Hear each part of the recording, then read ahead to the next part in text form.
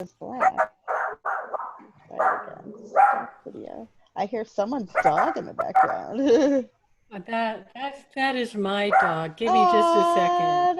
Oh, now the book is I'll be showing up, right I think. Okay. I'll be Oh, I'll be right back. okay.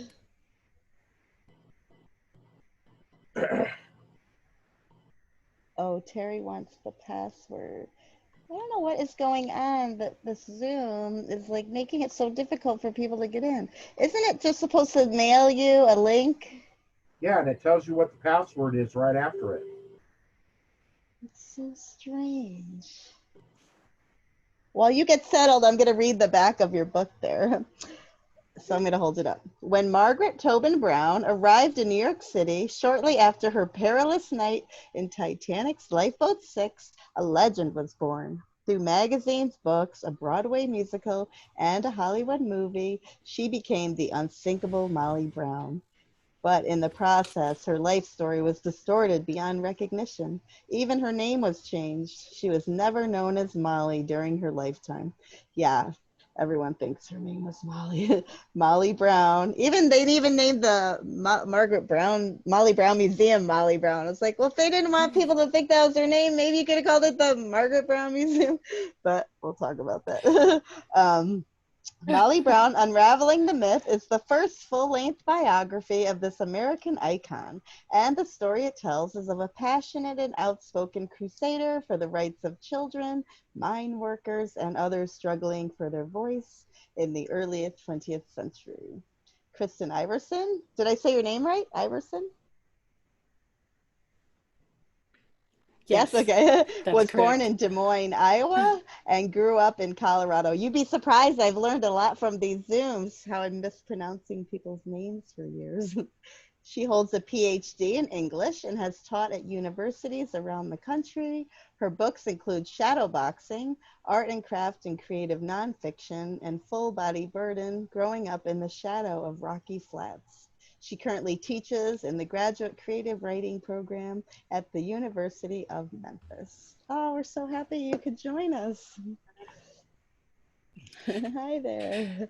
Yeah, hi. Thank you so much for having me. I just a couple quick things. There's some updates on my biography there. The bio on the book is a little bit outdated now.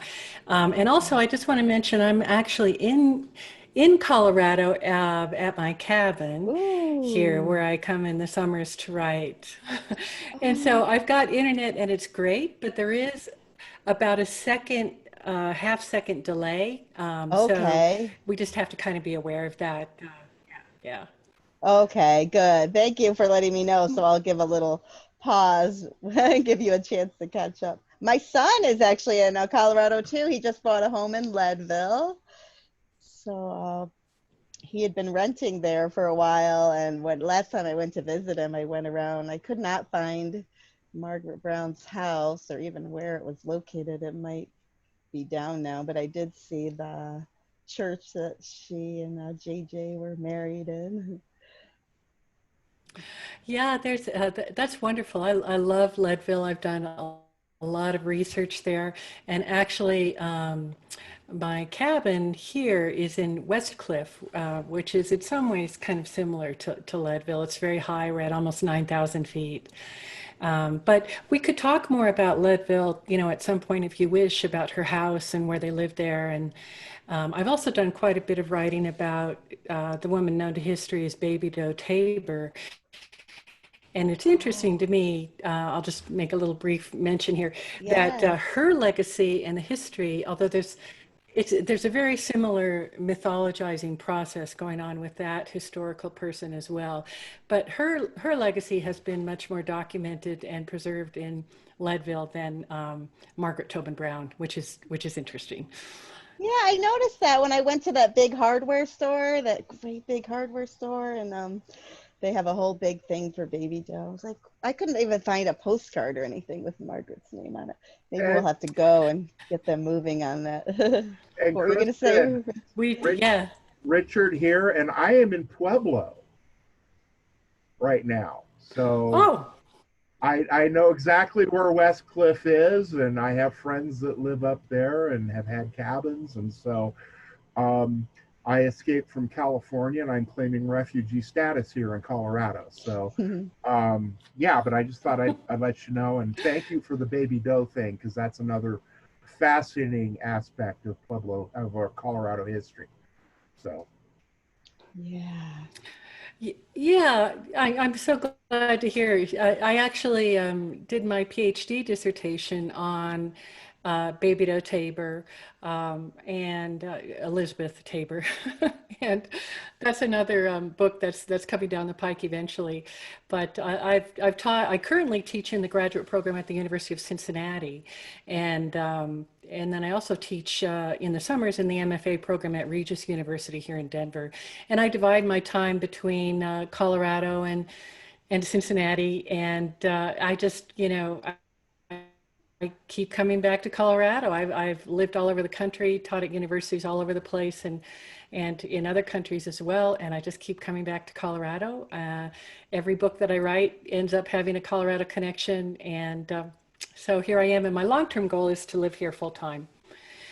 Almost there. Not quite. But I just love the mountains. I, can't be away from them. Oh, I know. It's something about the mountains, the way the wind blows and the trees sounds like the ocean, because I love the ocean and mountains, but they both seem to have a Mhm. similar sound. So how much time do you have? I figure I'd get housekeeping out of the way in the beginning, because sometimes these can go long, or we can tighten things up and make sure they end at a certain reasonable time frame. Thanks for asking. Um, yeah, an hour is fine. If we go a little bit over that, that's okay too. My time is a Okay. little bit flexible. So that's Okay. fine. And it's a pleasure to, this book has been out for a while. I have two books coming out actually right now. And then I have a new book coming out in about a year, a literary biography of Nikola Tesla, who also has a Colorado connection. He had a laboratory in Colorado Springs and lots of other Colorado connections. But the Molly Brown book has been out for a while. I get to do things with it occasionally. There was a new Broadway play you all may know about that opened in New York this spring and then had to be shut down early because of COVID-19, unfortunately. But that was very, very interesting to be involved with as well. And it's just a pleasure to be able to, continue to talk about Margaret Tobin Brown and why her story is so important, why we need to remember it. And so I enjoy talking about it, and I'm grateful for your interest. Oh my gosh, well, I'm so excited. I think she's the first person that I fell in love with when I started studying Titanic. Just reading about, her strength and her, you know, as many know, trying to get the lifeboat to go back. She didn't have a husband in the water. She just had such a huge heart and wanted to help people. And um, yeah, thank you so much. I thought quickly I just introduce you to the members that are here. Maybe everybody could say hi. Do you want to start, Richard or Terry? We got. just I put my 2 cents in earlier, since she's up in West Cliff, beautiful country up there, and yeah, I also have a Tesla connection through my work in amateur radio. So I hold an extra class license, and I work for Colorado Department of Homeland Security and Emergency Management as a uh, auxiliary communications person. So I worked the Beulah and Junkins fires, and hopefully we won't have any more major ones in our area. So anyway, glad you're here. Yeah, Richard takes care of all our technical things here and other things. You have to give her a minute to pause. Terry, do you want to say hi? Hi. I apologize to everyone. I'm not well. I didn't Oh, sleep good last night, and I don't think I'm gonna be able to stay here very long. I just want to say hi. Um, I I'm one of the admins in the book group, and I the only thing, I mean, I would like to be in Colorado. The only thing I know about, I'm a football fan, and and of course, I know about the Denver Broncos and Elway, and Peyton Manning was a stopgap, and their great defense was the one that carried them to that Super Bowl. But I would like to visit there sometime. Maybe meet up with Richard once in a while. Maybe we can meet up once this thing is over. That would be That would awesome. be cool. And Thank I you. like, I love Molly Brown. I love her story. She is one lady that is a great role model. I mean, I found her story fascinating. I like music. I like used to play violin. Well, I like sports and whatnot. Oh, well, we hope you feel better. I think it's going to be peace out. Sorry. And I don't know if you two know each other, but you're both authors. We have Veronica Hinke come and join, and I wish I had her book nearby. She wrote, all right, Last Dinner. I know I get the titles confused. She's going to show us here. Last Night on the Titanic. Last Night. Okay, sorry about that, Veronica. I don't know if you know. Oh, I think her sound is turned off. Let's ask her to unmute. I think you're muted. Okay, thanks for mentioning it. That's so nice of you. I'm so glad to be here today because I discovered the great meetings that you guys have when I came to present a few weeks ago. And Kristen, you're part of my book. Your book was so helpful while I researched mine, and so it's great to meet you. I'm calling in from near Chicago today. I live in Shanahan, Illinois, which is about an hour southwest of Chicago. And my book came out about a year ago, and I'm a huge Molly Brown fan too, as you can tell. So it's really great to be here today. Thanks for helping me, Jill, with getting connected. I just came off of 2 Zoom sessions, actually 3, wow. in a military veterans program for work, an overview at the same time on another computer, and then someone who's featured in my book, we had a private Zoom session. This is my 4th Zoom session in like the last 2 hours. So I was trying to figure out which code to put in. So thank you for letting me get the code quickly. You're welcome. I'm so happy you're with us. And this is Kristin Iverson, and I actually pronounced her name properly. How do you want to do this? Do you want to just talk to us and then we'll go to questions, or? I'm super flexible, whatever you guys, have in mind. I'll just make a few, maybe I'll talk briefly about how the book came about. I don't know if most of your questions will have to do with research or, but the book sort of began, really when I was a kid. My mother really loved the story of Molly Brown, and of course there was the Tammy Grimes Broadway play, and then the 1964 movie with Debbie Reynolds.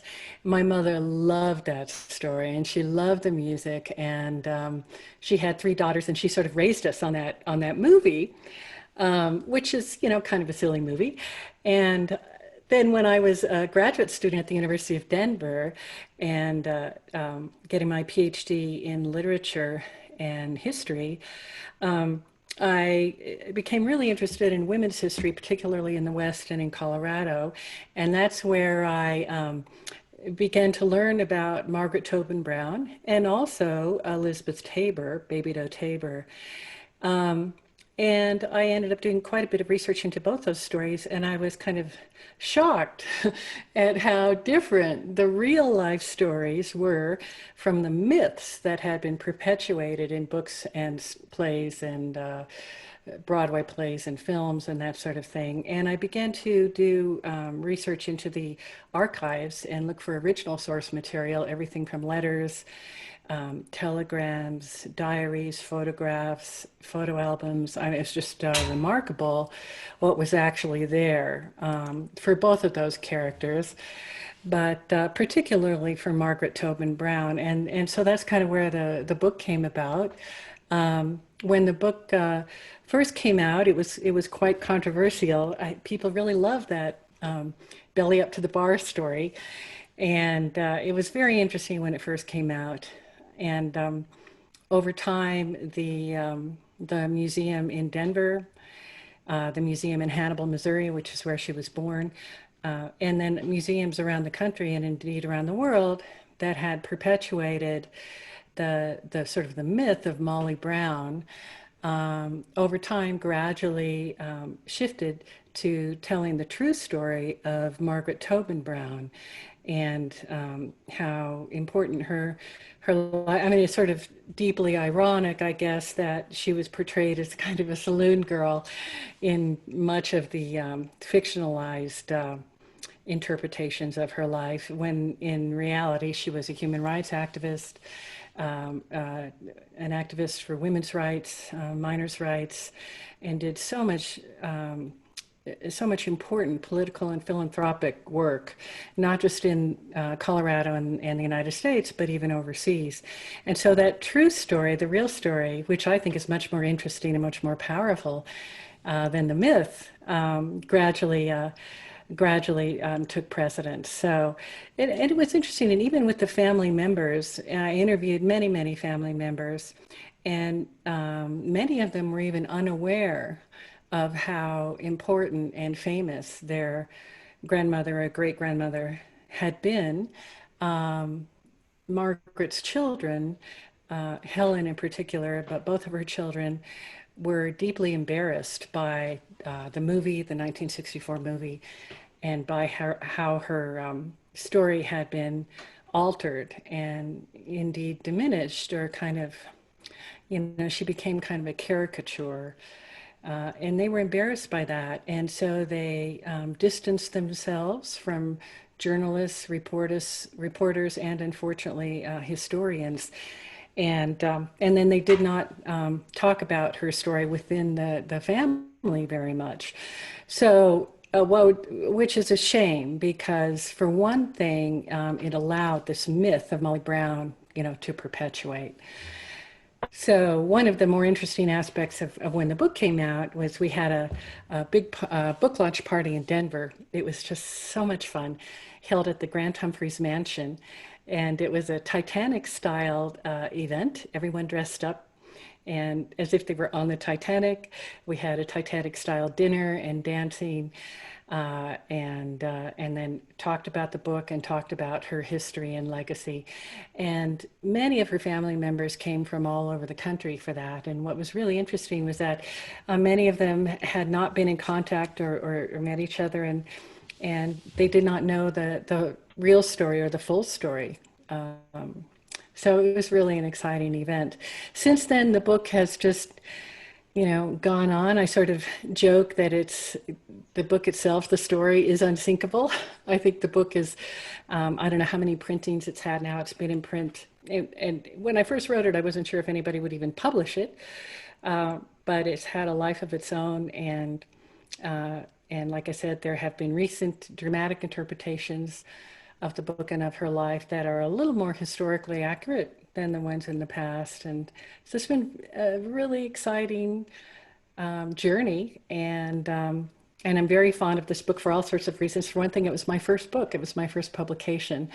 And it was just so much fun to write and so much fun to research. So I'm not sure what kinds of questions you might have, but I'm happy to talk about anything. Oh, great. Thank you so much. I know I couldn't believe how much research that you did, and it's really a lot to take in. And I feel sort of embarrassed when I look, oop, I didn't turn my thing back on, of my life, because, I think you said in here that Margaret probably would have done a fantastic job helping humanity. It helped that she did marry JJ, so she could be really generous financially, but it really,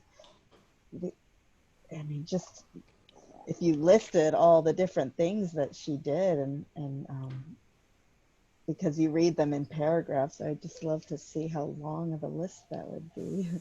I really appreciate your research because I personally, I feel embarrassed too because I feel like everything that I've learned about her, even before reading your book, I felt like, she's really misrepresented as, just this tacky, you know, gum chewing sort of, and I just like the way she taught, she knew 6 languages. Okay. This is not an uneducated woman, and I really appreciated you. I wish everyone would read this. I really wish everyone would want to try to really learn about her and not how she's portrayed in movies, especially. Do you think any of the movies did a semi good job?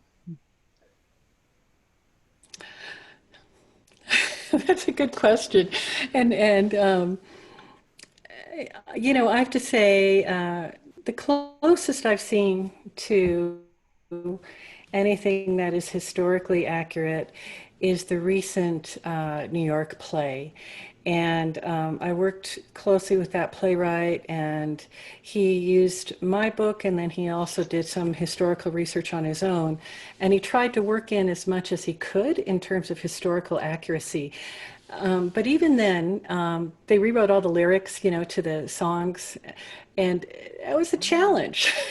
When you've got a song like "Belly Up to the Bar," for example, Right. and to keep that kind of song and spirit and myth of the West. It's not just a myth of Margaret Tobin Brown, but in fact myths about Leadville and all of that, and that's sort of woven into the fabric of the story. And so Dick Scanlon, the playwright, really Right. tried to change that and bring in more of the feminism and her great compassion and empathy for helping other people. And also, she was very progressive politically. And I don't think anybody has really done a good job with that. And he tried to bring in a little bit of that and still keep, the spirit of the original story and the songs and all of that. And so even that is not accurate. And then we could talk about, well, should it be? It's, a fictionalized version, and how connected to history should it be? But it is I think it's a damaging myth. I think it is, particularly for how we understand women in history and women in the history of the West. I remember when I was writing this book, I was living in Colorado. I was a graduate student at the University of Denver, and had just gotten my PhD actually, and I was working here, and I had a son in 3rd grade, and he brought home his Colorado history book, and there was a page on Molly Brown, which they've got a page on Molly Brown. Oh, that book, everything on that page was false. From her being a saloon girl to all the way up to at the end of her life, the book basically, I have a copy of it somewhere, talked about how she was crazy and sort of wandering the streets in Denver with these furs, wearing furs, and had lost all of her money and was alone. And it's just not true. It's just not true. There are some interesting parallels to the Baby Doe story. Um, but the whole notion of her being ignorant, uneducated, living in abject poverty, escaping and coming to Leadville to marry a rich man, none of that is true. She was born in Hannibal, but she grew up in a family that was she was educated partly at home, but she did attend school. She learned to speak several languages. She had very progressive parents, Irish immigrants. Her mother in particular was very progressive. She worked in Hannibal, and then when she came to Leadville, she worked in Leadville, but she did not work in a saloon. She wasn't a barmaid or any of that. And I think probably at the time she wasn't thinking of or planning on marrying a mine owner. And when she met JJ, he was not a mine owner. I think it was real love in the beginning. And then their first home in Leadville was a tent, and then a cabin up on the hillside there up by the mines. And she didn't know if JJ was going to make any money or not at that time. And it's sort of a wonderful story. So and then eventually, as she had time and money and opportunity and became involved in many, many things, as she was helping other people in various ways, particularly Judge Ben Lindsay in Denver. I'd love to come back and talk about that more. But she was also deeply committed to educating herself and traveling nationally and internationally. She just wanted to learn. And that's one of the things that I love most about her. And her children, too. She raised her children to be highly, excuse me, educated and well-read and well-traveled. And so even though her beginnings were rather humble, she worked very hard, excuse me, to educate herself and help other people. So it just drives me crazy, all by way of saying, it just drives me crazy when I see these depictions of her with the pail on her head and the worn out boots and all that kind of stuff. It's just kind of silly. It diminishes her story. Yes. Oh, you're so right. Thank you so much for spending all that time doing that. How many years did you work on this? I forgot. I know you said it. Unfortunately, each one of my books seems to take about 10 years of research. Unfortunately, I keep thinking, this next one, I'm not going to live long enough to write all the books I want to write if I have to take 10 years for each one. But, but I love the process. I love the research. And there's such a wealth of information about Margaret Tobin Brown that had not been touched by researchers or historians. And now the same, I mentioned I'm writing a book about Nikola Tesla.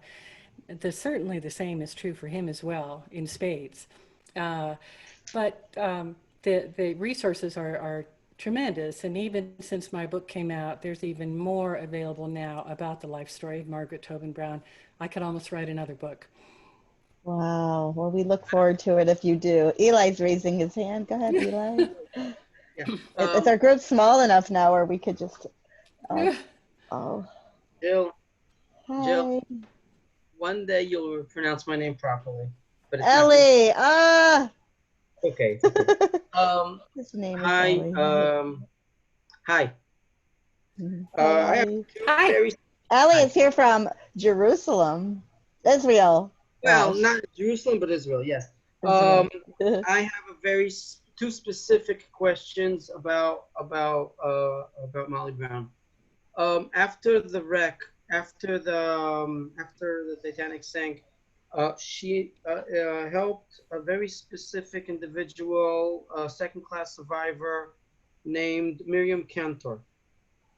She walked with her and she translated for her involving the Russian consulate. Can you give me more information about that? That's a great question, and I'm so glad you asked it, because that story is indicative of and representative of something that she did for many people, and that's part of the story that has not been, I think, adequately covered in history books or anywhere else. So it's a really important part of the story, of her story. She helped many, many people. So for right off the top of my head. No, the reason I'm asking is because you mentioned that she spoke several languages. And if this specific individual needed assistance with the Russian consulate, that means that she knew Russian? I believe she did know Russian. She was not fluent in Russian. She was more fluent in Italian and French. But she was somewhat fluent in Russian, and she helped other people as well. To comment upon that particular name, I would have to go back to my research files and look it up. It's not on the tip of my tongue. Okay, I wrote this book, oh my gosh, at least. Her name was Miriam Cantor, second-class passenger. That's Ellie's fantastic. An author also. And if you... Wait, Jill, wait. Sorry to interrupt. Okay. Go ahead. I forgot she had that delay. She has a little delay, so Yeah. between. It's what sounds like a pause. Yeah. Yeah. What I would say is if you have a specific name like you do, go ahead and email me. Anybody can email me through my website, which is kristeniverson.com. And like I said, I'm currently in Colorado. I'm sheltering in place here for right now and doing all my teaching online. But when I do go back to Cincinnati, I've got all my Margaret Tobin Brown records in storage. And I also have a couple of research assistants that I can call on from time to time. And so any specific questions like that that anybody has, if you email them to me through my Okay. website, I'll do my best My to second find more question. information for you. Questions My that second require question. research. My second question is, how strong was her friendship with Benjamin Guggenheim, before the incident and also after? Well, after he was already dead, but before, how close were they? I would say, based on what I know, they were acquaintances, but not close. They both boarded in Cherbourg. Is that a coincidence? I very well could be a coincidence. Lots of people boarded there. It was No. a large group, But so they would have been aware. they knew They would have each been other. aware. Like, did they deliberately want to be on the same ship together, going back to America because they were friends? And how close I friends would were say that's. I would say that's almost certainly a no. Margaret Tobin Brown was not planning on being on the Titanic. It wasn't in her plans. It wasn't planned ahead of time. And the reason why she was on the Titanic was that her son, Lawrence, had married and they had just had a baby. And she was traveling when she got news that the baby was ill. So she was worried that the baby was not going to make it, that she wouldn't be able to see the baby before it passed away. It did not pass away, but that's what she was worried about. And that's why she was on the Titanic. She wasn't it was not anything that she planned ahead of time. Okay. When did her friendship or acquaintances ship with Guggenheim start? And what circumstances? I found no communication in any of my research in her files or photo albums, any communication at all, specifically with Guggenheim. So I couldn't answer that. It's very weird. Okay. I believe you. Very weird. Okay. Thanks, Ellie. Ellie is also an author. He wrote about the Jewish passengers and the Jewish connection with Titanic. Oh, fantastic. So we've got blessed with four authors here. Wait, Angelica just got here. We have Angelica Harris, and she wrote a book about her uncles. Book. Yeah, that's my book. There's Ellie. I know I made a mistake with his name too. Great. Ellie. This is Ellie's Hi, book, and it's Angelica. amazing. How wonderful to have you all here together. Do you want to introduce yourself, Angelica?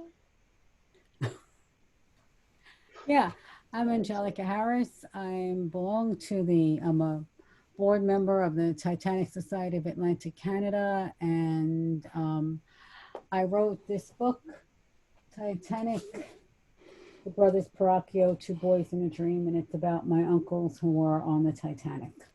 They worked in the a la carte restaurant. So. She's been so nice. I'm glad you can. I don't want to take question? away from our author, but I'm going to be here for a few minutes because it's a busy Saturday here, and I didn't want to meet. Oh, tongue tied. I wanted to meet Kristin and say congratulations on your book, and I wish it all the success. How long has it been out? I think Richard told me you have three. There's actually three editions of this, Kristin? Mine's not the most recent version, I think. Right, that's an older one. Oh my goodness, I want to say it came out in 1999. I'd have to double check. Like I said, it was my Yes, that's the it original, was my very first 1989. book. And yeah, and I've had other books out since then. And like I said, I have 2 books coming out right now. If anyone is interested in what I've been up to lately, you can check out my website.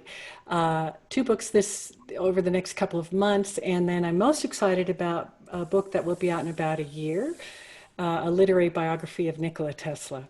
So I'm excited about that one too. Oh, that'll be really But interesting. like I said, the Molly Brown book just keeps on going. And I thought I would, do my book tour and talk about it for a little while. And I have been talking about Molly Brown my whole life. So it's fine. Wow, that's what drew you to her story. I know for me it was her strength and um, what drew you to be so fascinated with her. Well, I think I was drawn to, in 2 different ways. As I said, when I was younger and I saw the movie, and my mother was so much in love with that movie, The Unsinkable Molly Brown. It was just the spirit and the fun. And I didn't know very many women in history of the West or Colorado history. Who, I guess I was in a way almost looking for role models. And so that's the way my mother saw it, certainly. But then when I got to graduate school and learned the real story of Margaret Tobin Brown, I certainly was drawn to her ambition, her energy, her spirit of empathy, and all the things that she did. She's just such a remarkable person. So I just love the story. I love the real story much more than the myth. Oh, me too. I was just so love this because I think I just wanted to learn everything about her, and then when I saw her portrayed, it, in movies and things, it just didn't match up to what I was reading about her. So I was glad that you I'm going to read here. George B. He's one of the founders of the book club and a dear friend of mine. And he wrote here in the Oh, beer book, Kristen Iversen has done a fine job of separating fact from fiction in her biography of the flamboyant, unsinkable Molly Brown, a must read for all Titanic buffs, as well as anyone interested in life in turn of the century Colorado. Publishers Weekly wrote, in this extensively researched biography, Iverson reveals that Brown was a far more fascinating and important figure than her stage or screen portrayal suggests. Iverson is particularly adept at placing Brown in the context of her times, making the most of this opportunity to re-examine the Gilded Age and early 20th century through the lens of feminism and economic and social change.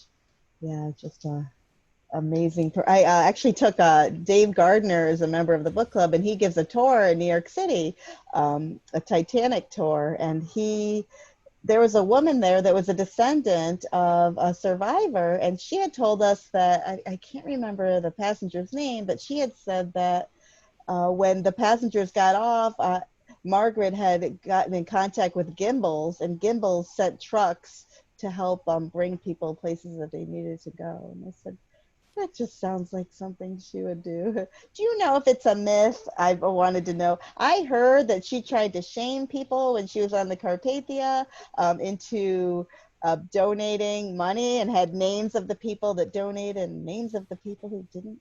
Had you read about that?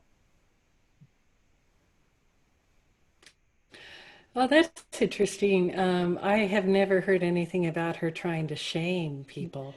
Um, and when I was researching my book, I read every single newspaper article, of course, and then her own diaries. She herself wrote a number of very detailed accounts of what happened, um, during the Titanic sinking and afterwards, and then indeed throughout the trial that happened afterwards.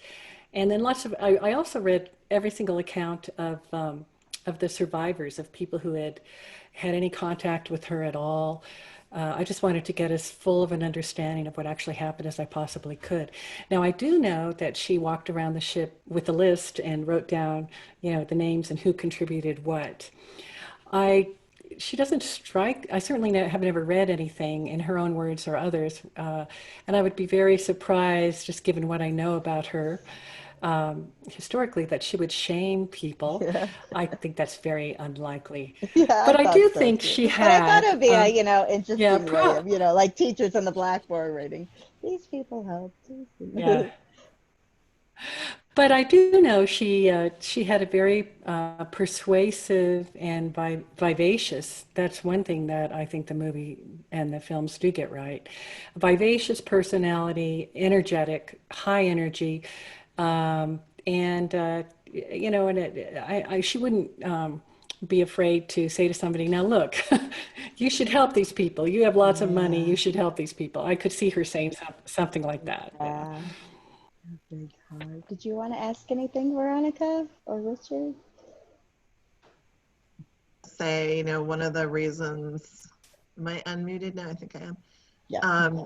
One of the reasons I love this club, thank you guys so much for all you do to keep this together, is because, when we look at the movies and the portrayals of Margaret Brown and other people as well, Charles Jockin, and other folks, so much lost opportunity there to tell the stories that are just magnificent and so inspiring. And, I think in these books, we've done that, and in talking about it with this group is what keeps those stories alive. So I just want to say that, just a real heartfelt thank you to everybody, to Kristen and Angela, Allie, Richard, and Jill, and everybody that makes this happen on a regular, just keeps this group together, because those stories are phenomenal stories, and they have been, in many cases, not told, or told the wrong way by Hollywood blockbusters. And so I just wanted to say that it's always a great chance to get together with you guys, and just that these truths can be told is pretty terrific. Yeah. Oh, thank you so much. I feel the same way. I feel like that's why it's so important that we read and have a book club, and read and gather knowledge and talk to each other, because there is, a lot of misinformation out there. And although even in books, you don't always get the truth. I really appreciate people that really put a lot of time and effort and talk to relatives and combing through I, yeah, information. I I'd love to add a little note to that. I think it's just so important. The story of Molly Brown is sort of just a classic example of how a story can be distorted and changed. And they changed her name. When they wrote the Broadway play, that's when all of that happened. And she was never known as Molly Brown. She was always known as Margaret Tobin Brown, or Maggie.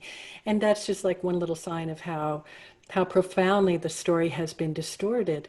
And here's what is interesting to me, and I've now encountered this again and again, as I mentioned, I'm writing this book about Nikola Tesla, and this is just happening in spades, just as it did with Margaret Tobin Brown. What historians or writers will come along, and they won't do archival research or go back to primary sources like interviews, letters, notebooks, all the things that most of these people have left behind, and they just pick up myths that have been printed in other books, and then they repeat them. And then another writer comes along and repeats those same myths, and amplifies them, and repeats them, and amplifies them. And it happened with so many Titanic stories, and it happens again and again. And like I said, I'm just with this Nikola Tesla book, it's just stunning how that has happened. So I think it's just so important. I'm grateful to all of you for the writing and the research and the work that you do, and the fact that you go back to archives and original sources, primary sources that you talk to, and even when we're writing about people who lived, 100 years ago or whatever, nonetheless, especially with the internet, there's an extraordinary amount of research material available, primary, research. And a lot of this, you know, Margaret Tobin Brown, she kept scrapbooks, she kept photographs, she kept letters, Wow. telegrams, you know, the trail that she left behind.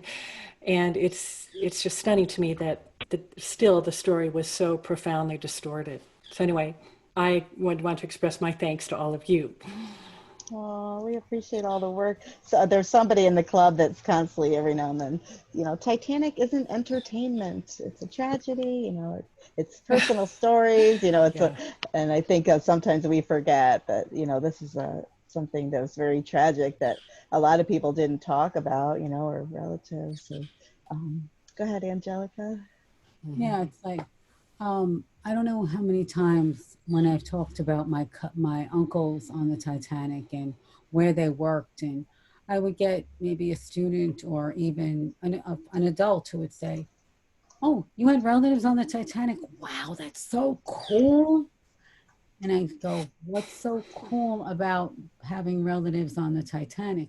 "Well, man, that's a piece of history." That's how I get it from the students. And that's so cool. You know, they're celebrities, aren't they? And I go, "No, they're dead."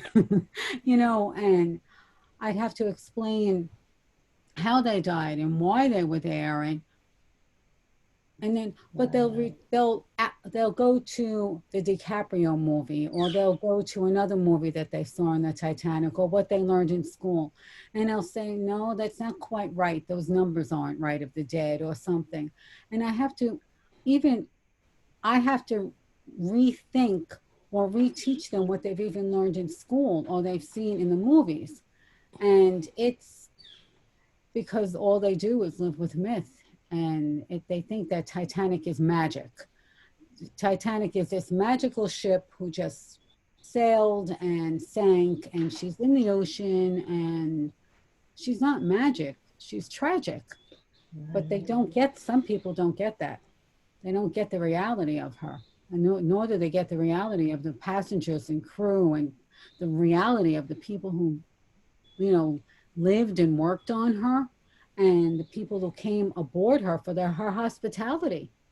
And my uncles were the two people who were there for their hospitality, you know. And I know Veronica wrote a great book about the hospitality of Titanic. And I remember she and I had even spoken on the phone about my uncles and such, and it was an amazing conversation. But it's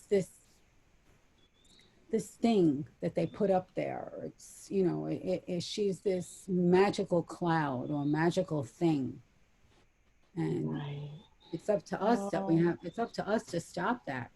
That is so well said, because I didn't even want to see the movie. I'm the kind of person that if I read a book or I see a movie that's came out that's based on a book or something historical, I want to do the research so that I can watch the movie with some kind of intelligence. And that's the way it was with the Titanic movie. I had no interest in going until I knew about the research, you know, what really happened. So I think that's why we appreciate this, Kristen. Somebody took the time, because this is also an honor in her memory. Do you know what I mean? Because if I was in heaven, if people believe in heaven, and look down how people were remembering me, you know, based on things that are silly or, you know, that's sad, because this is just a remarkable human being, strong woman. You know, there's mostly women here in this meeting. May I say something to Kristen? Looking at the picture of Margaret Brown, she's beautiful. She's a beautiful woman, or she was a beautiful woman. And in many movies, they make her look ditzy, or they'll make her look very buxom and voluptuous. From that picture, she was far from that. Yeah, when you look at her little tiny waist, she was elegant. She was elegant and beautiful in her own way. So, you know, that's another truth that I'm glad was brought out by you, how beautiful she was and how elegant she was. She was a woman. And I love, because I think one of the things you talked about in this book was how you helped educate the people working at the Molly Brown House, and created like a whole, I don't know if it's curriculum. I know people that work at the Titanic Museum go to Titanic College, but I think you helped create I'll use the word curriculum, which probably isn't the right one, but you did help them to really be able to speak about her and based on your research instead of, I'm not sure how things were before then. Yeah,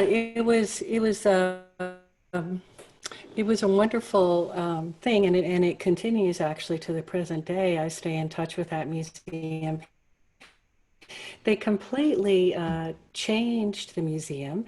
The first time I went to the museum, it looked more like the movie set for The Unsinkable Molly Brown with Debbie Reynolds. It was, and then the story that they told was inaccurate. So the house was brought up so that it was more historically accurate. And then they retrained everybody. Everyone who works as a docent there is required to read the book.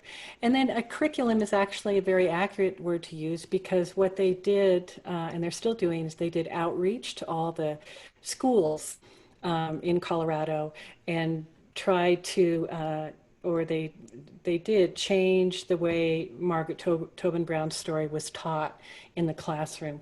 And that part was really important to me. As I mentioned, I had a third grader at the time when I was writing the book, and he brought home his school book that had completely inaccurate information about her. That changed. So it was a really exciting process. It continues to the present day.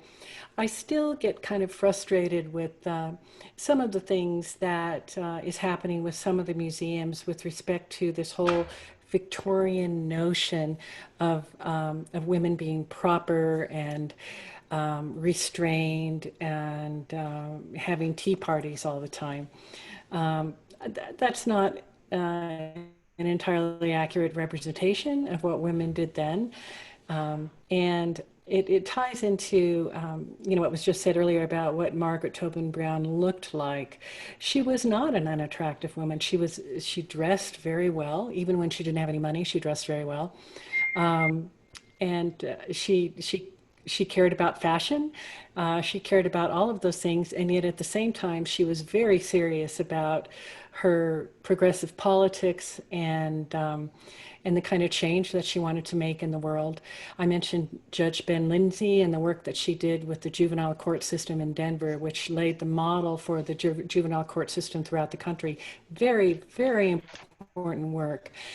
And I think that with respect to her ideas about human rights, unions, which is an important part of the story, she was very pro-union, women having the vote, women being involved in politics. She ran for politics herself, and her very progressive politics with Judge Ben Lindsay and the court system in Denver and all of that.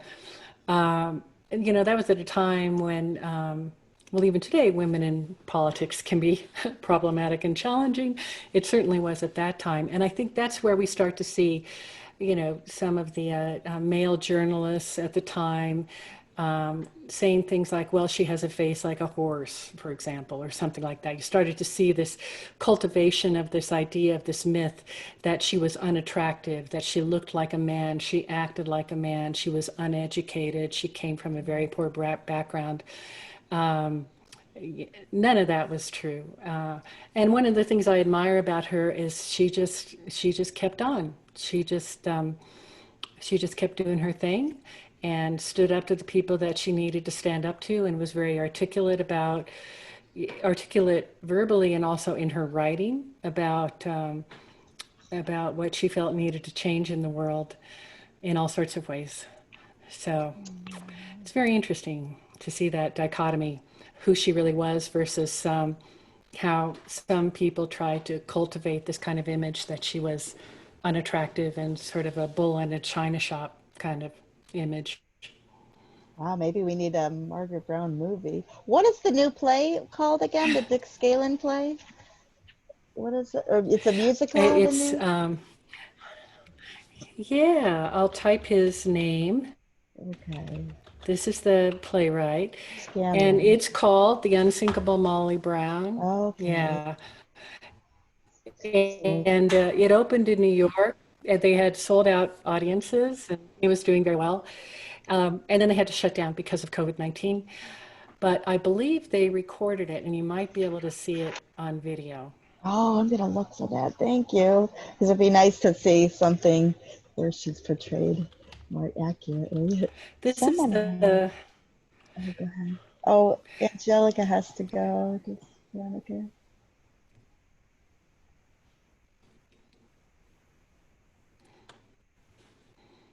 bye. Veronica's got Thank her hand you. up. Bye, Angelica. Go ahead, Veronica. Transport Group, is that the group that puts it on? Yeah, that's the theater group. Okay, thank you so much. Maybe that's a Hi, good movie night, Richard. I was waving goodbye to Angelica, but I do have a question for Kristen. So thanks for letting me jump in here with a question. So I wanted to hear more about how you landed on Nikola Tesla as a topic for a book. Ooh. How did you, because it's so hard to narrow down to one person. Is it all right to divert our discussion from Jill, from Margaret to Nikola Tesla a little Yeah, bit? then There are a lot of interesting should I similarities. turn it off the live stream? Yeah, it's fine with me. I mean, is it fine with you? Do you mind having it all? I mean, I'm sure, I think we Well, have a lot of readers in our group. I, I can, It's up to you. I'll just say very briefly, it's a great question. And there are all sorts of parallels in a way, in the sense that, I mean, what led me to Nikola Tesla, you're not going to believe this, but so I'm a historian, a journalist, and an English professor. My PhD is in English and literature. I'm not a big science person per se, although I've written a lot of science. And what happened with Tesla is I'd heard of him and I was a little bit aware of the history, just as with Molly Brown. But what I had heard turned out to be myth and not true. But at any rate, I was doing some fun research, and I came across a photograph on the web of Mark Twain in Nikola Tesla's laboratory, and I thought, what? That must be, that's some, middle school kid playing with Photoshop or something that can't be accurate. Well, I researched it and it turned out to be real. And that's what set me off, to tell you the truth. The more I did my research, the more fascinated I became with the story. And Nikola Tesla was a writer and a poet. In fact, he started out as a writer and a poet, and then he became involved with all the other things that he became famous for, some of it, but this book is going to reveal so much more. And it turns out that he had very strong friendships with a number of writers, poets, and artists during his lifetime. And so I became fascinated with the cultural and historical context of the story, just as I became fascinated with the broader story of Margaret Tobin Brown. Her politics, the history, what was happening. I seemed to be sort of obsessed with the Gilded Age. And that's how I got into it. And then it was just a rabbit hole.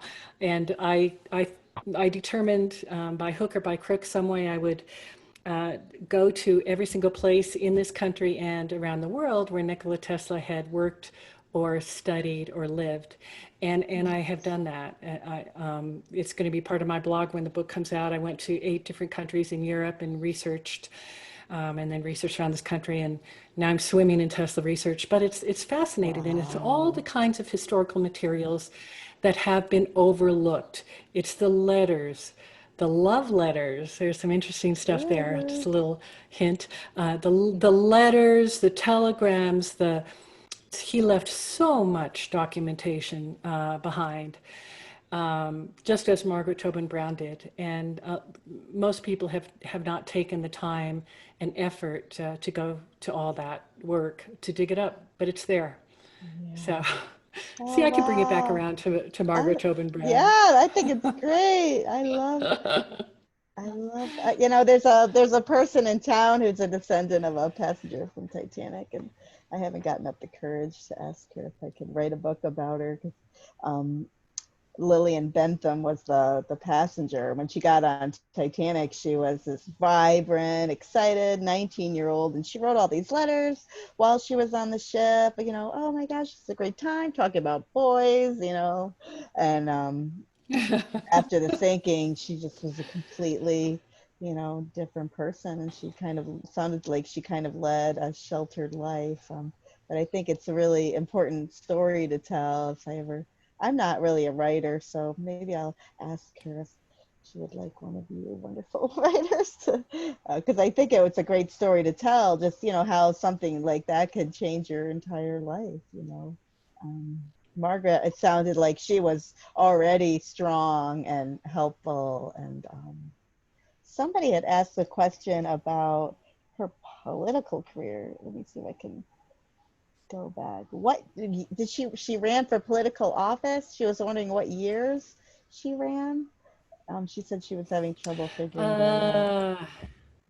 Yeah, if it's in the, try to find the exact. I'll tell you how she started. She first became involved in politics when she was in Leadville, when she was a very young woman, and it was she was interested in minors' rights, which is interesting when you look at the fact that eventually her husband became a very prominent mine owner, and they had very different political ideas. He was much more conservative than she was, and she was quite progressive. She was interested in women's rights at the time she became involved in. There was a room, second floor of a building in Leadville, where women and their supporters used to meet to support women getting the vote. And in fact, those of you who know who Baby Doe Tabor is, Elizabeth Tabor, she also was part of that group. Ooh. And Oh, then so they it knew was, each other. they knew each other. There was an age Wow. difference, but they weren't close friends, and there was an age difference, but they were most definitely acquainted with each other. And Oh, there is a wow. historical record for that. So that's pretty interesting. And then when Is that building, I don't want to interrupt, but she is and that Jay, building and that room still there? Is I that, think so. It's right. Yeah, I think so. all Right on the right. When main I go to street. see my son in And Leadville, I want to go to these places, but I'll let you go. Stop interrupting, Jill. this is all just so much fun to talk about. But of course, the Tabor last time I was in Leadville, the Tabor Opera House was still there. The Vendome Hotel, I think, has been converted into condos or something. I don't know. But those were two of the buildings where some of these meetings were held. Um, at any rate, I think the Opera House is still there. I haven't been there in a while. Yeah, it's But still anyway, there. to sort of skip ahead, just give you a very, very brief summary of her political career. She Thank you. so when they had a house in Denver, and she was spending time in Denver, she became very interested in politics there again, in the women's movement at the time, getting women to vote. She ran for the Senate years before women had the right to vote. Women got the right to vote in 1920. She was involved prior to that, so she was quite progressive. And she felt that women should have the vote, and she was in favor of unions. And then, as I mentioned, her work with Judge Ben Lindsay was very, very important in terms of juvenile court. And when she first moved to Denver and saw what was happening in the courts, and it was very, very damaging. Children were being put in the same jail cells as older people, and there were just so many problems with that. And so she worked on that. She worked to helped establish daycare centers and schools in Denver. All of that led to her run for political office. We talked earlier, I just want to say something very quickly. We talked earlier about her image, about how she was presented as a sort of unattractive, aggressive male figure. And that was not at all how she's highly educated, spoke several languages, dressed very well, this sort of thing. And when she ran for political office, there's a photo that she used, and it's in my book. And she has a hairbrush on her shoulder, and she's kind of looking like this with this hairbrush on her shoulder. And it's a very feminine, very conventional Victorian photo. And that's the photo that was used in the newspapers in New York and in Denver and around the country, and indeed around the world, that she used that photo to run for political office. And it's as if she were saying, I have all these ideas, I want to make them happen, and yet I'm still a woman, I'm still feminine, here I am with my hairbrush kind of thing. So Oh, it's all fascinating. And then what happened is, of course, the war broke out, and she was faced with a decision to continue her political career and her involvement with the suffrage movement and the unions and all that other stuff she was involved with, or help with the war effort. And she felt that it would be best for her to put her own personal considerations aside. And that's when she went to France and worked with the war effort there. And then she eventually was awarded the French Legion of Honor for the work that she did in France. So that's a very and brief she found history it. of I her think she political helped. career. Amazing. That's, I mean, that could be a book in itself. Oh, I wanted to, and she helped found the Dumb Friends League. My son, in Leadville, my son actually adopted a dog from there. Um, I have I have to add one more Tesla note. Just yes, she did okay. help found and fund the Dumb Friends League in Denver. And Nikola Tesla, who the story of Nikola Tesla has him, you know, a lot of crazy stories about pigeons. There's a whole story behind that I get into in my book. It goes far beyond pigeons. He was an animal rights advocate also. And he helped establish animal shelter in New York around the same time period. So it's interesting. See, there's another connection. Uh, oh, But that's she so was very, neat. yeah, Margaret Tobin Brown was a very compassionate person, a great deal of empathy for other people and for animals. So I'm glad you brought that up.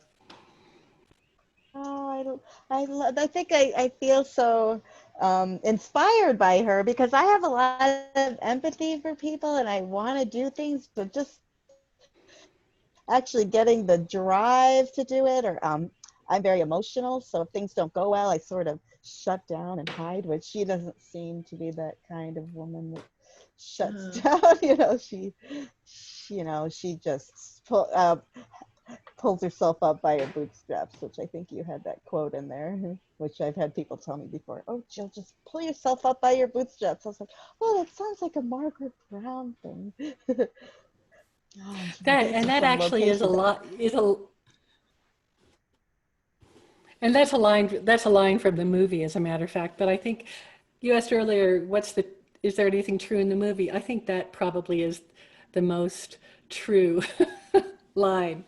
Pull yourself up by your bootstraps. She definitely felt that way. Oh, do they use that? You know what? I've actually never seen the Unsinkable Molly Brown, just because I've heard that it doesn't really portray her well. But I guess I should just go and, um, and just watch it. But I You should definitely watch it wanted to with a see with this new yeah. one. We can do it. Watch Wow. it with a big grain of salt. Yeah. Yeah, we can. We have a movie night. We have a little group called Titanic Friends, and we get together with our Titanic friends and watch movies. That's true. We should. That'll be really. And then we should try to get a hold of this new one, the Dick Scanlon. Is that how you say his name? Scanlon. Hmm. Yeah. I found I think Leadville I think delightful. I actually left New York and was heading out to figure out where I wanted to live. That wasn't Rochester, New York, where it's snowing all the time. And I was in Leadville for 3 months with my son, and I just loved it. The people were so nice. They had like this networking meeting at the college where you could talk to people and look for a job.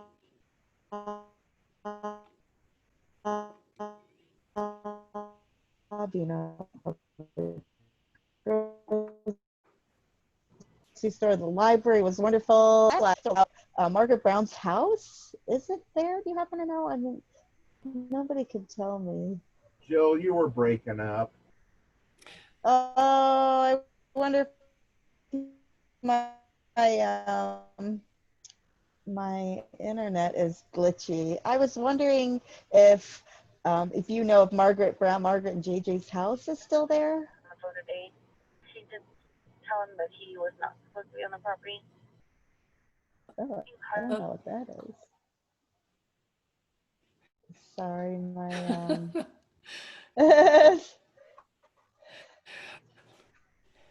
The internet is a wonderful thing and a very I challenging thing too. 'Cause know. Kristen, she as would not far, I if want to she answer the knew where Margaret Brown's house was. I do know the street address. Now, I want to emphasize they actually had three homes, I guess you'd say. In the beginning, it was very modest, almost like a tent, and then they built a little cabin up on the hill. And then they eventually had a house in town, but that was only for a relatively short period of time. The last time I was in Leadville, and we have the address. It's on, I don't have it off the top of my head, but it's on the main, just right off the main street there. I believe that house is still there. It has not been turned into a museum or anything like that. That would be a fun project to take on, to do Yeah, that. But I maybe I'll believe the move. house is still there. And I would say, given the popularity of the Baby to Tabor story up there, and how popular the museum in Hannibal has been, where the house where she grew up, that is definitely still there in Hannibal and has been turned into a museum. I think it's still open. But yes, she should have a museum in Leadville, and I believe that She it's very small, should. modest little house. But as far as I know, it's still there. Maybe I'll make, can you hear me now? I turned my video off because sometimes that helps. Is that helping you hear? No? I can hear you. You can? Okay. Maybe that'll be my mission. I'd love to go move to Leadville to be closer to my son. He actually wants to make his house kind of Titanic-y. I want to let you know that Helen Benzinger is in the book club watching the live stream. She's having trouble getting in, but she just wanted to say hi. And she said after she told Scanlon about the Dumb Friends League, they added a dog at the end of the new play. Oh, neat. That's really good to Oh, that's know. It's great. really neat. Oh, Thank that's you, good. Helen. I love her. She's the best. When I went to the Molly Brown house, she instructed me, now, Jill, I don't want you correcting them on anything. I was like, okay. Oh, she said her brother Dan's house is still in Leadville. Oh, I'm going to have to put that on my little list here. Margaret's brother. Oh, I love her. Yeah, we should have a big fundraiser and have a museum in Leadville. Oh my gosh, Absolutely. we should, That because would be I awesome. that would, because this is a strong woman and she has a lot to teach us about life, about perseverance, about standing up for others, about, you know, human rights and compassion. I think, like I said earlier, just her and that lifeboat, go back, that she had no take in that. There was no, her husband wasn't drowning, she just had this beautiful compassion for life and people and the downtrodden, and she understood suffering, and she understood that they were going to be needed to take care of. Because people say to me all the time, Jill, what is your fascination? I said, well, gosh, imagine you're on this ship, you've just sold all your belongings, you're heading towards this new life, you lose all your belongings, you lose whatever money you had, you lose your husband, and some, there are women that actually lost children too, and now you're in this country, you may or may not know the language. To me, wow, that is huge, and I think she realized this, that these people are going to need help. They're just going to be, I would be lost. I don't know what I would do if I just ended up in another country without all my, support system, what, the people that lived. Yeah, But she had incredible foresight. And I think we talked about this a few weeks ago on her birthday about how she probably knew that she was representing people, in getting the fund established and all the work that she did to help survivors. She knew that she was their voice and she was in a position where she could do that. And so, not everybody does that when they're in a position where they can do it. And she didn't shrink back into the wallpaper, like you were saying, Jill, that she stood up and really, took aim at these things. She did. I mean, oh wow! I'm going to talk to my son about this project of ours. So I think that would be an amazing project. You know, even if it wasn't a huge museum, because like I said, when I went into that hardware store and there, I couldn't find a thing about Margaret, and I'm like, what is going on here? And you know, these stories need to be heard, and they need people like Kristen to tell them, you know, and people like Helen to go around and meet people. I actually went with Helen to the Branson Museum a few years ago, and they understand how important she is, and you know, they just treat her like royalty, and she's just like Margaret, just kind to everybody, saying hi to the workers, hi to people in wheelchairs, hi to, you know, just so, you know, full of love and there for everyone. She's definitely carrying that, you know, and these are people we need to talk about, because I feel like we talk so much about what's wrong in the world, and like Mr. Rogers said, you know, look for the helpers. Mr. Rogers would have loved her. Yeah.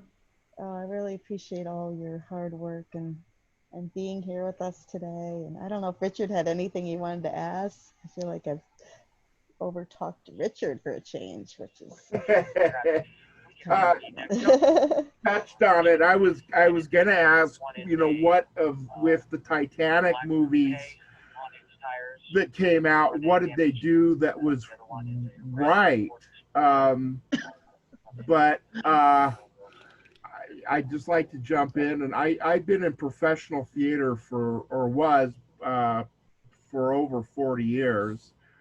In fact, I still am. I'm the volunteer tech director on Ice Arena. So I do hockey games and the ice shows and lighting and sound for all that. But I did a run of Unsinkable Molly Brown, and the way the director portrayed her as this absolute hick.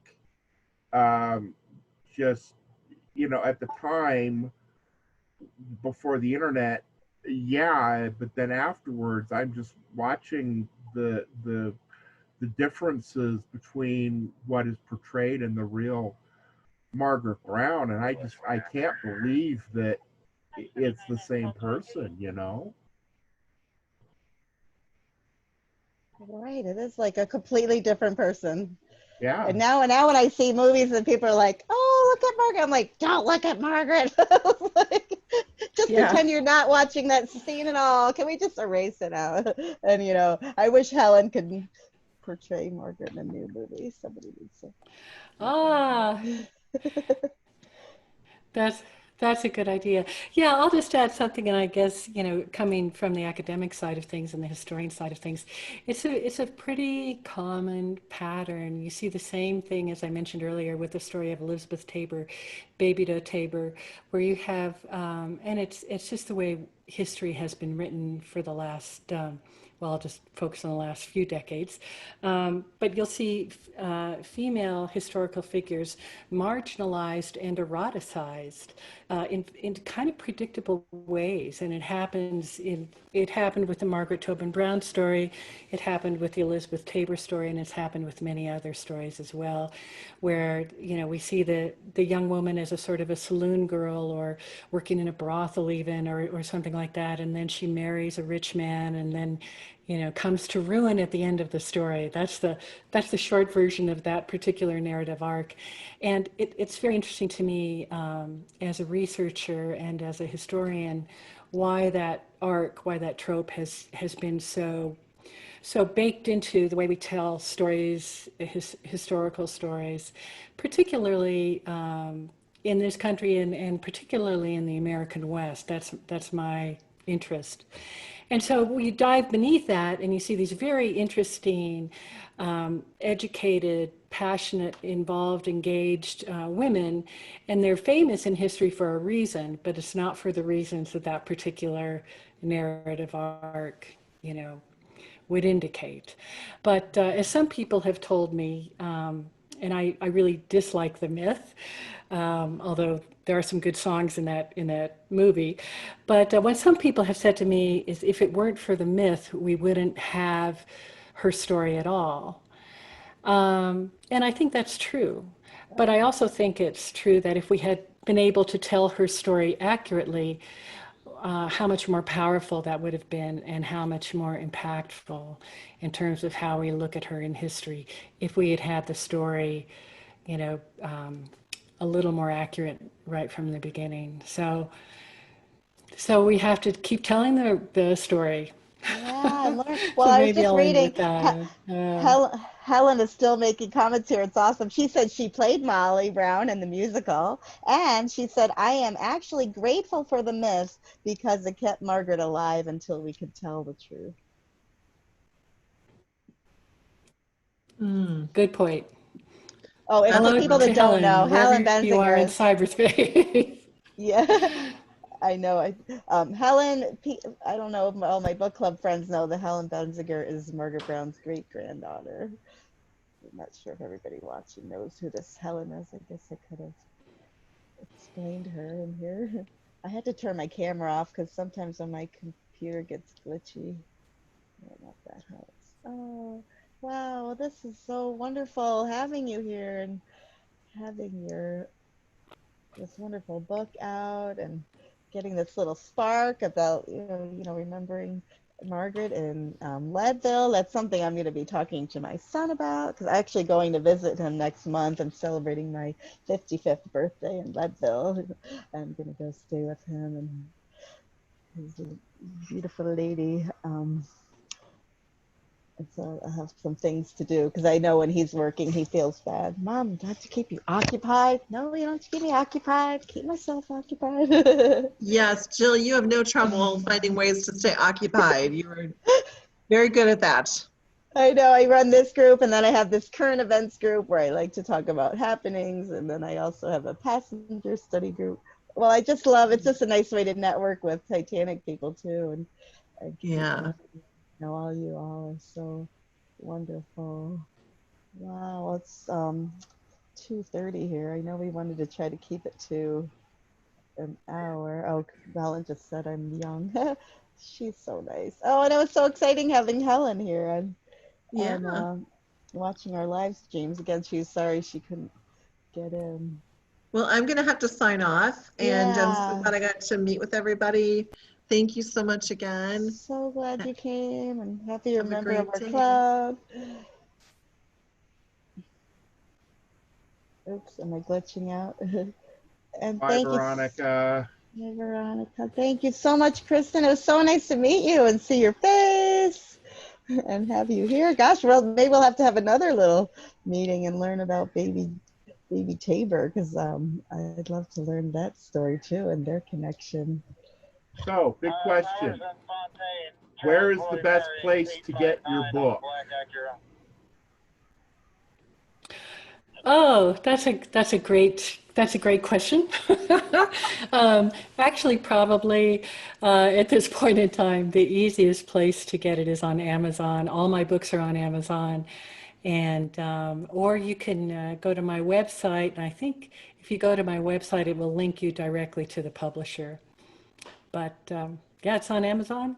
So I hope you buy it. And if you have any questions, this is true for anybody. If you have any questions or anything you want to bring up or talk about, just email me through my website. I'm very easy to find, and I'll get back to you.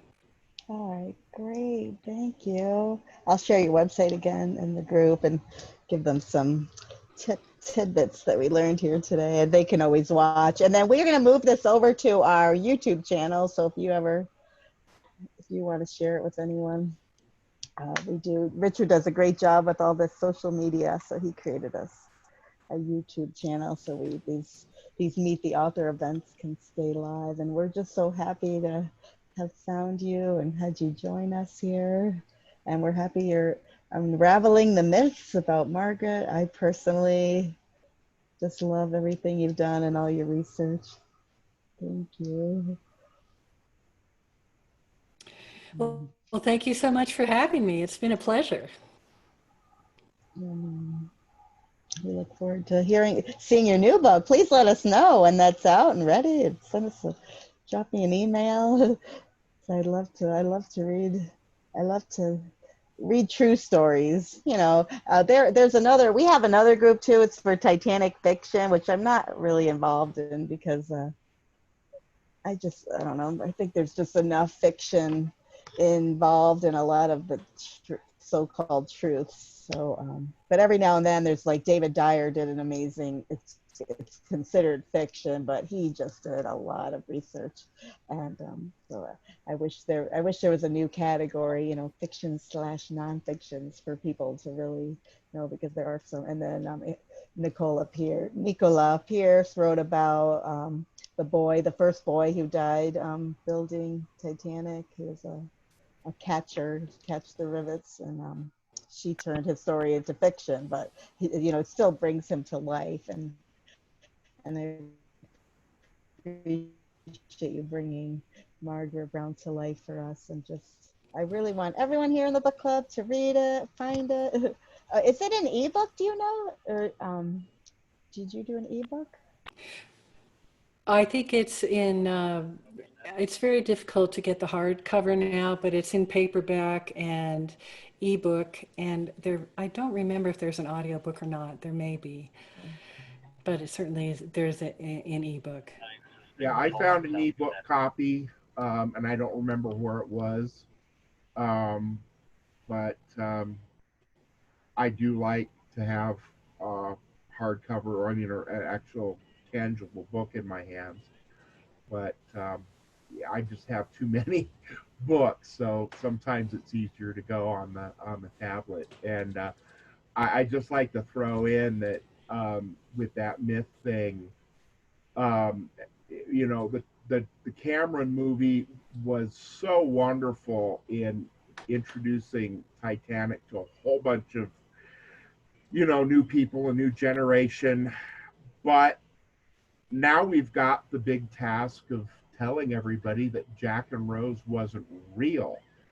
And, you know, it's just a whole new battle now.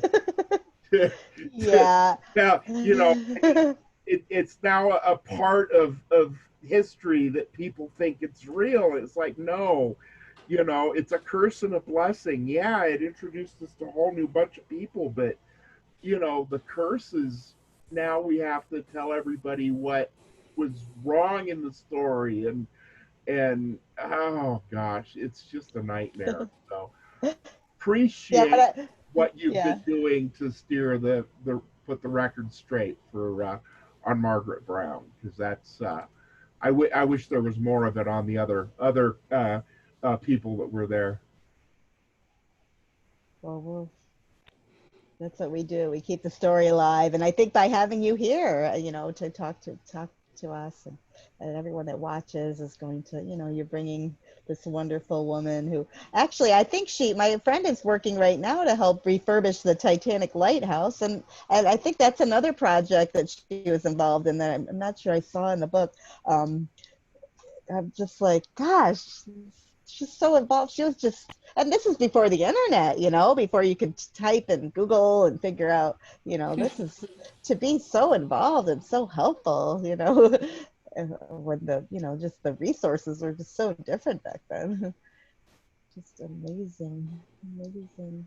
Thank you so much for your time. I hope if I turn my video back on. Really appreciate you. Thank you for everybody watching. And as she said, I'll put up in the book club, everybody, her website, and you can email if you have any questions. This is a great book, and thank you so much, Kristen. Thank you. It's just been a pleasure. Thank you so much. Thanks to all of you. And enjoy the rest of your weekend. Enjoy your little retreat there. You too. Trying to finish a book. Well, thank you so much. Take care now. Oh, wait, I want to ask you one more thing. Did you go? No, I'm still here. Do you have advice for people? Because I'm trying to write a book, and I've been trying to write it for years. Do you have advice for a person that has trouble sitting still to write and stay focused? That's very interesting, though. You said have trouble sitting still. I have that same problem. And I tell my students and my graduate students, the only real advice I can give to you as a writer ultimately is to keep your butt in the chair. And that's maybe the hardest part, because you've got to keep your butt in the chair all through the research and all through the writing and all through the editing. And, you know, it's revisioning. It's a huge, you know, it's a huge project, and it's daunting. But really, I do think that writers groups are very important. It's really important to connect with other writers, whether it's through a graduate program in creative writing. And they have those. I teach in a PhD program, and also in the summer in an MFA program. There are classes at community colleges. There are writers groups all over the place, and especially on the web now. There are so many ways to get involved. A good place to start looking is, I'll give you two real quick resources. Oh, great. Poets Thank and you. Writers, which, yeah, they've got a fantastic website, poetsandwriters.org or something like Okay. that. But if you just type in Poets and Writers or Poets and Writers magazine, it'll pull up. They are the most professional and the most thorough, and they're really, really excellent. Lots and lots of resources there. Another writing programs, and that started out as a big group of all of the creative writing programs around the country, and now it's expanded even beyond that. And I think it's awpwriter.org or something like that. But if you type in AWP or associated writing programs on Google, you'll find it.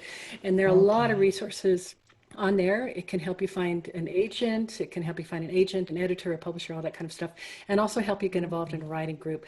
So very briefly, those are the two things. You know, stay with it, and then surround yourself with writers and other people who share these same interests. You know, like this book club. Yeah. Okay. I know. I think George said to a friend of mine, I'm collecting stories for his birthday. And I think the advice he gave another writer was, there's a time when you need to stop researching and start writing. I said, oh, that's probably good advice too, because you could probably just continue researching forever. Was there a point for you when you finally had to say, I just need to do this and stop looking for more information? For me, it's all kind of happens together. As I research and I go into new, deeper layers of research, and I'll kind of write as I go along. It's kind of a combined process. I will say for me, I'm a very visual learner. And at the same time that I have all my files, research files, and all my research files on my computer, I also have storyboards and different colored index cards with, you know, historical moments or scenes or whatever written on them. And so at the same time, I'm keeping all of this stuff, my storyboard, my index cards. I mean, if you could see my office here, and this is just at my cabin, it's like total mess, which is why the camera is only pointing over here where it's not so total mess. That's great. But I We'll have got to teach you how stuff to do the everywhere. virtual And background. It looks nice. I know. I think it looks great. But I really, oh, good. And I write as I go along. It just depends on how you think, what kind of a creative thinker you are. And I know there are some people who research and then they stop and then they write the book and that's it. And then there are other people where it's kind of all woven together. And for me, it's kind of woven together. I will continue my research until the book I'm working on right now. I will continue to research until the day it goes to press. Love that. Can't help That's it. great. It's an obsession. And if you decide to revise this another time, put some more information in, that would be great too. I could write a whole new version, certainly, but we'll see. I know, you have a lot to keep you busy, so that's great. Thank you so much. I really appreciate you. And, Thank enjoy the you. rest of Thank the everybody weekend. for being here. Bye, everyone. You too. Bye. Bye.